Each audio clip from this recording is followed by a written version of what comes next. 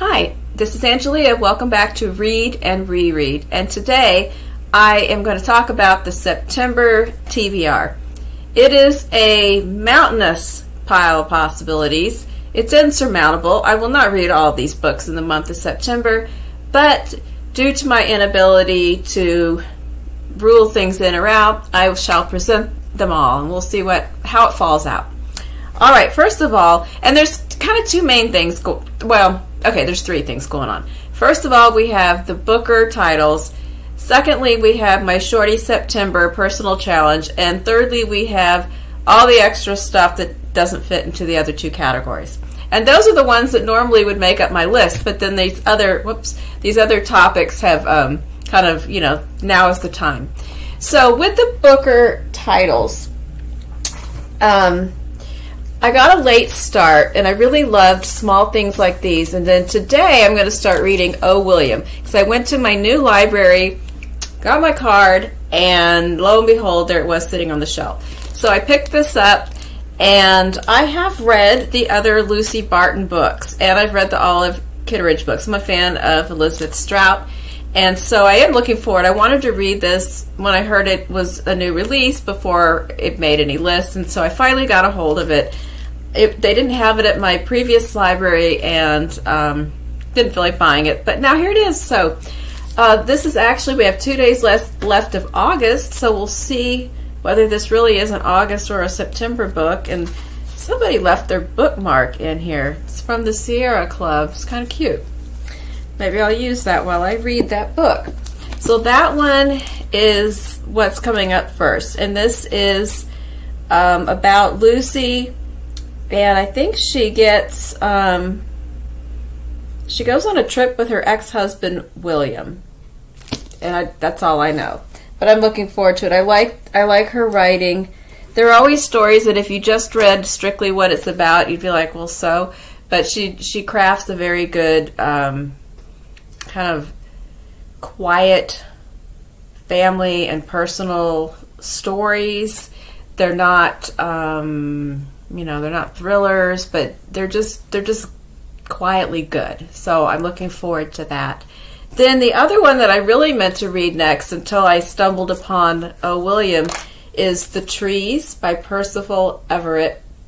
I've never read anything by this author, but now I'm really intrigued. And depending on my experience with trees, I might go. I saw some of his other books at Half Price Books. I was looking for The Trees. I didn't find that. I ended up ordering it on Thrift Books.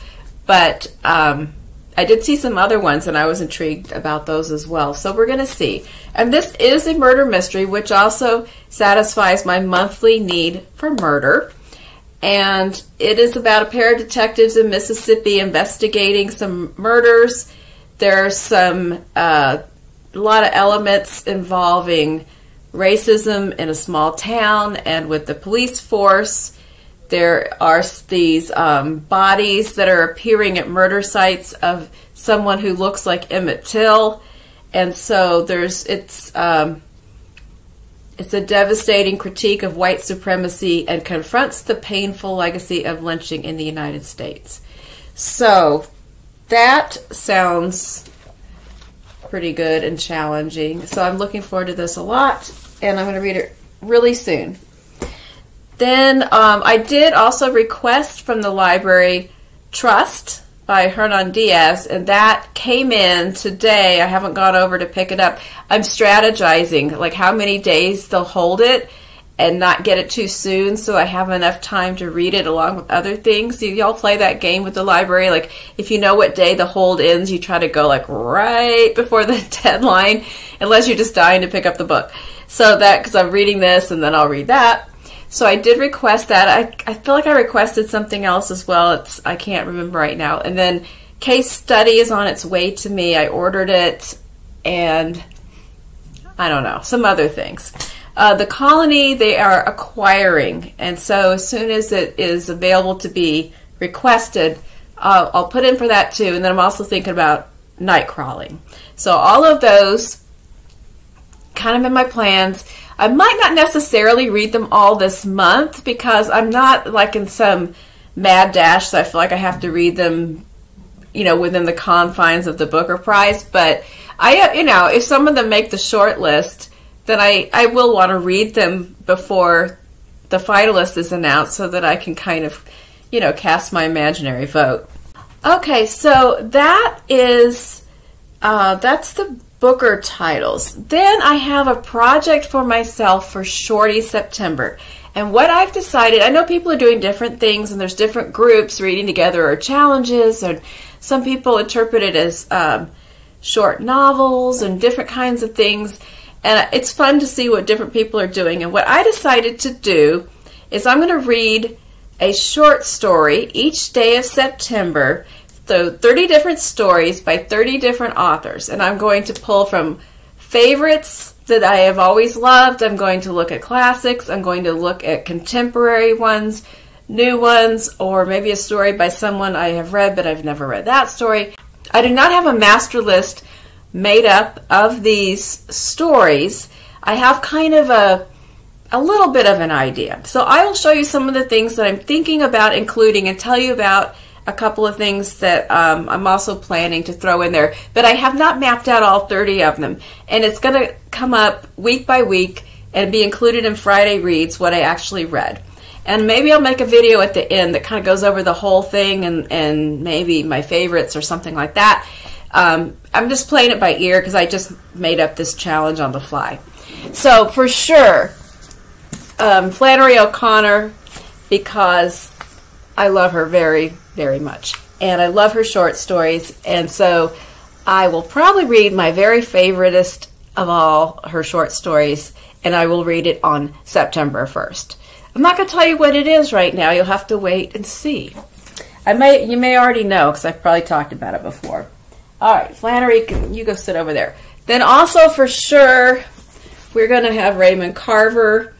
I don't know how I'm going to pick one story because I love so many of his stories, and I have these two collections.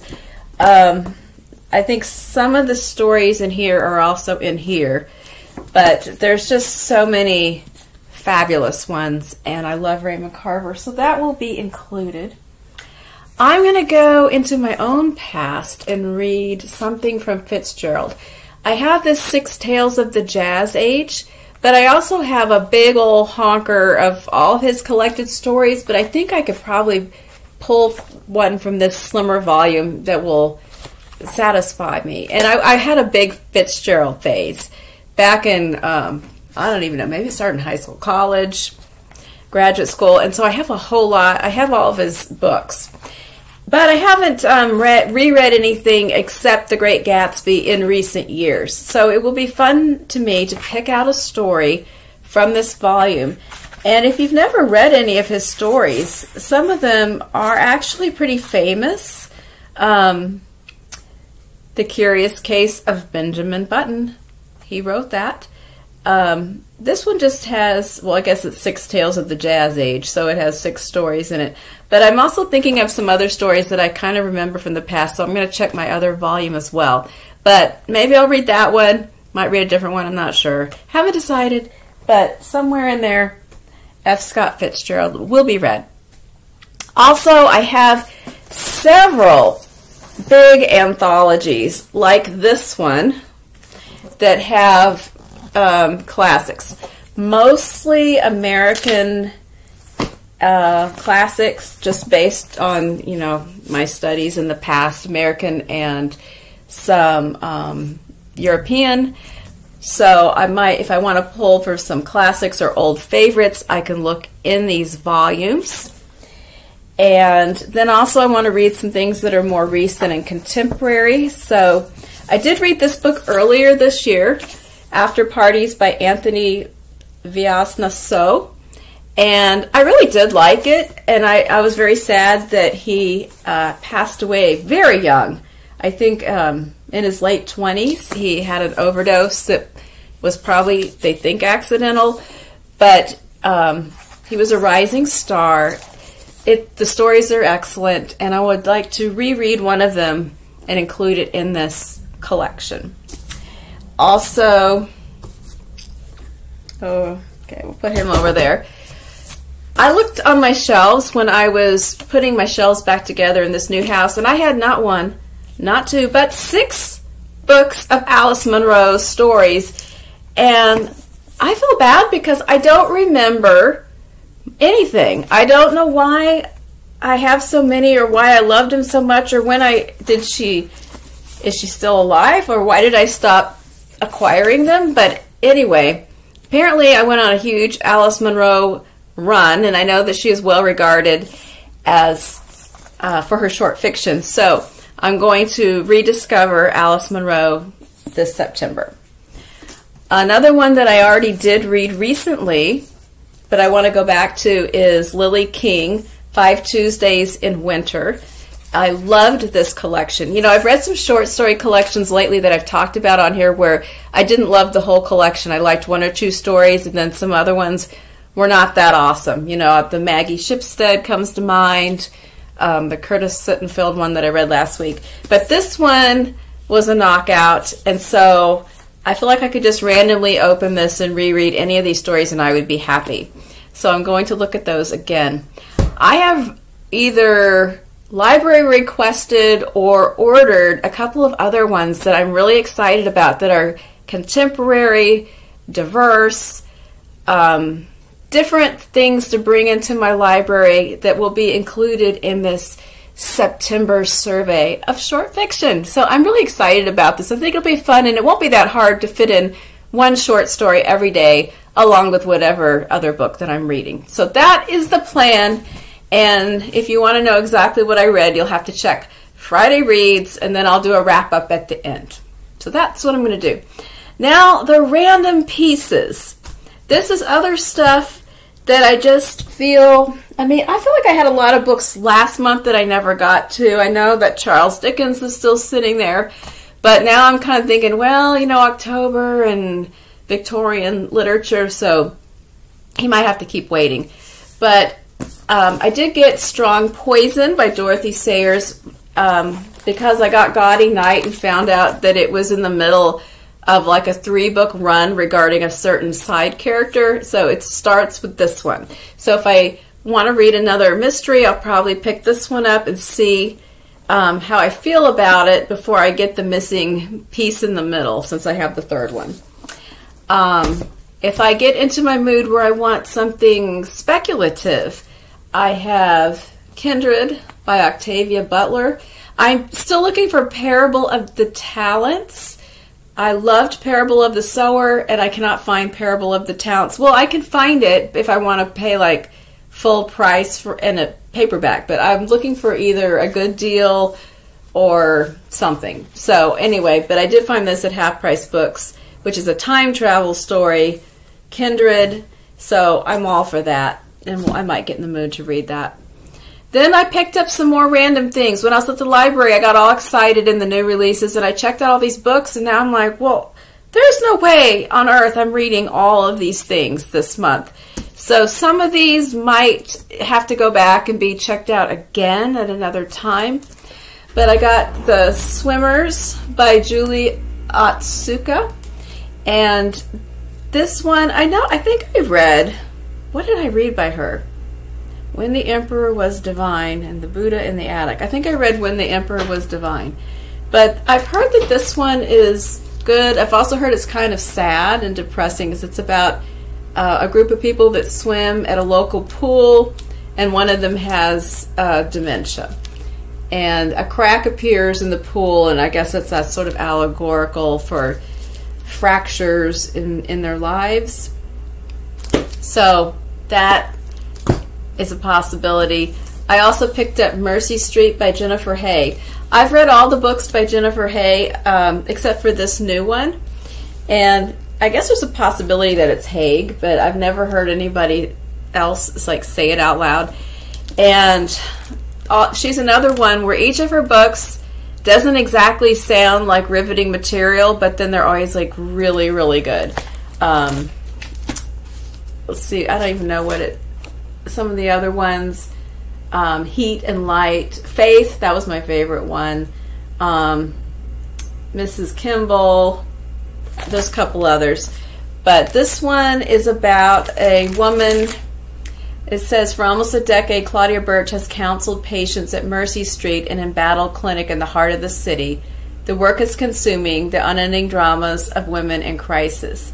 So it's a clinic that provides abortions, and there's a threatening group that's always outside the door, and so her job's very tense. Now, I wonder if this book is already, I don't know if this is going to be like really timely or already out of date because of, you know, recent events. But just on the strength of my previous experiences reading her books, I want to read it. And then last, and the one that might not end up making it in time there, I'm sorry about this glare. It's another, we're in like a weather pattern where we're having intense monsoon pounding rains, and then the sun comes out for a while, and then it's intense.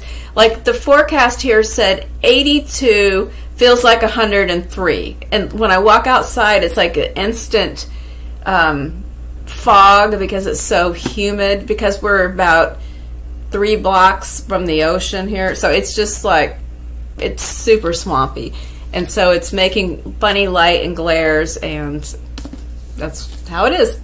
All right, Emma Straub, This Time Tomorrow. Again, an author that I like. My favorite one was The Vacationers. I liked All Adults here, but not as much. I liked The Vacationers the best. And I think I did read Modern Lovers as well. So this is one, actually there's a time travel element. It says, on the eve of her 40th birthday, Alice's life is not terrible. She likes her job, even though it's not exactly the one she expected. She's happy with her apartment, her romantic status, and her independence, and she adores her lifelong best friend. But something is missing. Her father, the single parent who raised her, is ailing and out of reach. How did they get here so fast? And did she take too much for granted along the way? So then she wakes up the next morning, and she is back in her 16th year with her dad, and she's seeing him in a new light. So there is a fantastical element to it. I think it would be a fun read. I don't know how it's all going to fit in, but I feel like I have to have at my fingertips all my different moods. And I have no self-control at the library because I know it's such low risk. You know, if I run out of time, I could get it again some other time. Or if I don't like it, I can send it back. So even when I went back in there to pick something up and I started seeing more, and I just had to stop. Like, no, do not check out any more books until you either read or don't read these books. Like, they're not going anywhere. I'll have another chance. So I had to talk myself off the ledge of checking out even more. All right, so that is it. There's things coming in the mail, and I've got mountains of stuff and a room full of short story options, and so I'm excited, and I'm gonna get to work and start reading some of these books. So by the time we get to Friday, I will have read the first 2 or 3 short stories, and I will be on whatever novel. I guess I'm going to start with O. William. So that's what's going on. I'd love to hear what you have planned, if you're doing any kind of Shorty September, or what kind of reading you have laid out for your month. And I'm just excited that we're moving into fall, even though fall is just kind of honorary in Texas, but it's still, you know, it's kind of a shift in the mood. So have a great day, and I will be back on Friday with a wrap-up of my weekly reading. Bye!